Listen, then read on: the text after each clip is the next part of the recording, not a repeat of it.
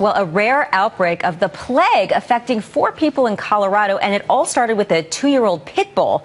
With more on this is Veterinary Emergency and Referral Group Medical Director Dr. Levitzke.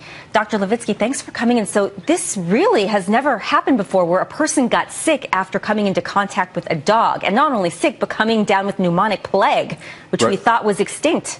Right.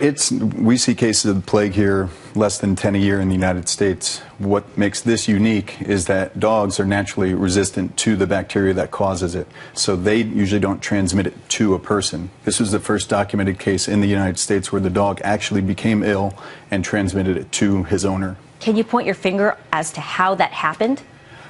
And that's the scary part of the equation here, is we don't know why this one dog was susceptible. Is it that the bacteria is changing? Is it that he was immunocompromised some way? We just don't know. But people never get stuff from dogs, maybe cats, but it's always been thought that your dog was safe, dogs sleep with you. Do we have to change our behavior around our pets? This is such a rare anomaly that I wouldn't go changing your behavior. I'm still going to sleep with my dogs tonight and my cat. Let's not be elitist about cats. I appreciate that. My apologies. What I do want to talk to you about is the canine flu as well, because this is a real concern. This is a much bigger threat than this plague story.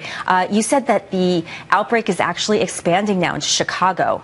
Right, so there's a strain of flu that's in Chicago that we've never seen in the United States here. We've seen multiple other strains, one that's come from horses that adapted to infect dogs, and we've seen that here in the city, and it still rears its ugly head here. But we've never seen this particular strain, which actually came from birds in Asia. That's interesting. So, if you live in an environment like Manhattan and your dog is in the dog parks and walking down the street, what do you need to do to protect your dog? I mean, how communicable is this canine flu? It's just like the human flu, in that if another dog is sneezing or coughing and your dog is nose to nose, as they often are, it can be very contagious. The only good news is that about 80% will come down with a very, very mild form, very self-limiting, maybe a low-grade fever, a little nasal discharge, and that's about it. It's that other 20% that can become very ill. Is there a vaccine for it yet, for canine flu? There's a vaccine for the first one that we've been exposed to. We don't know if there's cross-reactivity or protection with this newest one that's come out in Chicago.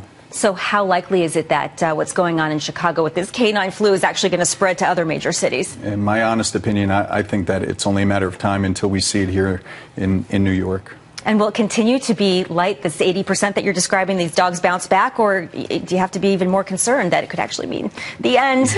No, and just like with people, it's the young and the older or the immunocompromised who are most at risk. So I think it's probably going to stay in that population. Wow. So as a pet owner, you hear all this, and we always hear that for a dog or a cat or any kind of pet, the first year and the last are the most expensive years, right, in the pet's life. So is this something that pet insurance would cover? Should you look into increasing your coverage, because we're hearing of all of these new pet illnesses out there now? I do think that pet insurance nowadays is fantastic, and it's a great idea, especially if you get it while they're young.